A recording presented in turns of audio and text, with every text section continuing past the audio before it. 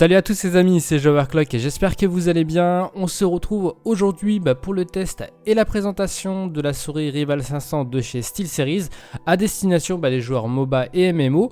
Comme d'habitude, on commence avec les caractéristiques techniques du produit. Alors pour le capteur, on sera sur le PixArt PMW 3360, c'est l'un des derniers.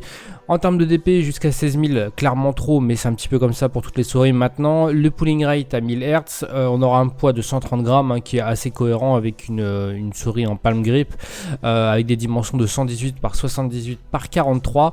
Et on aura aussi une belle longueur de câble de 2 mètres, mais ça on aura l'occasion d'y revenir dessus. Alors qui dit souris MOBA, MMO dit beaucoup de raccourcis. Avec ces 15 boutons programmables, vous ne serez pas en reste.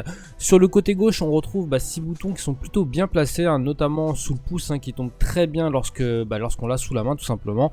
Sur le dessus, on va retrouver encore du raccourci en masse avec des boutons qui sont plutôt bien placés, c'est-à-dire qu'on ne va pas les activer par hasard.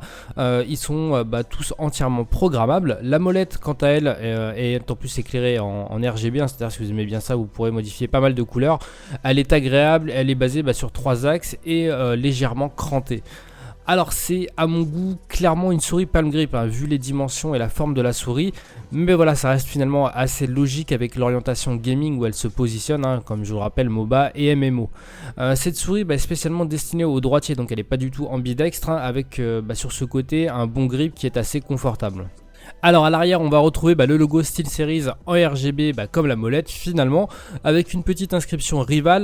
La matière quant à elle change avec du soft touch que l'on aura sous la paume de la main et qui reste assez confortable même après de longues séances de gaming. Sur le dessous pas grand chose à dire, on va y retrouver les 3 patins qui ont plutôt une bonne glisse, le capteur PixArt et notamment un bouton de verrouillage, des boutons latéraux, voilà donc quelque chose de plutôt correct et sympathique. Alors le point noir de cette souris pour ma part c'est le câble USB qui a d'une bonne longueur, 2 mètres c'est très bien.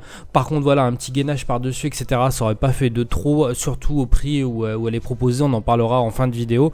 Mais voilà, j'aurais aimé un petit effort là-dessus.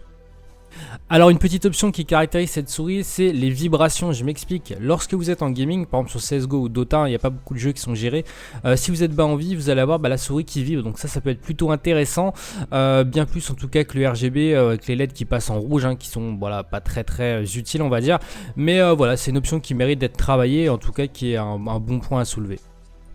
Pour ce qui est des drivers, avec ce, encore une fois, très bon SteelSeries Engine 3, on va avoir tout simplement les réglages classiques. Comme je vous l'ai dit, tous les 15 boutons programmables le sont entièrement, c'est-à-dire que vous pourrez effectuer des macros, des raccourcis, etc. dans tous les sens.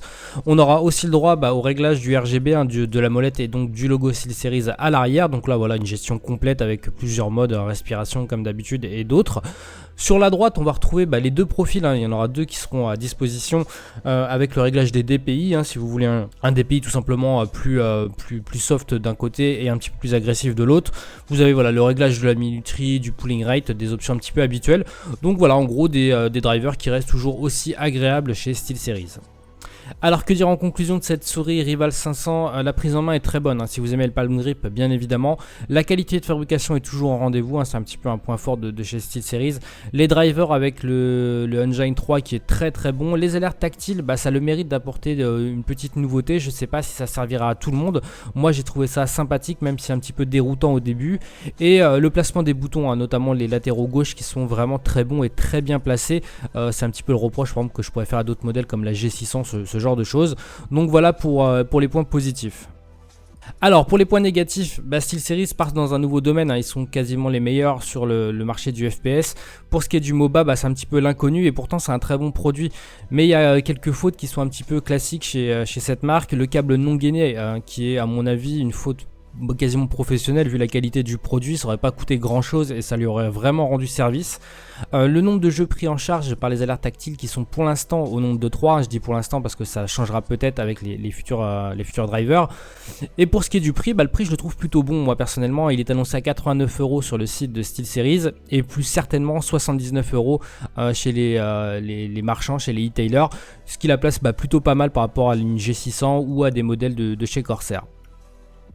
Et voilà les amis, c'est terminé pour cette vidéo de présentation de la Rival 500 de chez SteelSeries. Donc n'hésitez pas à me dire dans les commentaires ce que vous en avez pensé, hein, si c'est un modèle qui peut un petit peu vous plaire. Comme d'habitude, si cette vidéo vous a plu, n'hésitez pas à me laisser un petit like, ça fait toujours plaisir, c'est la petite récompense. Pour ceux qui ne l'ont pas fait, n'hésitez pas à vous abonner pour avoir les toutes dernières vidéos qui vont sortir très prochainement. Sur ce, il ne me reste plus qu'à vous souhaiter de passer une très très bonne journée. Amusez-vous bien, ciao ciao tout le monde.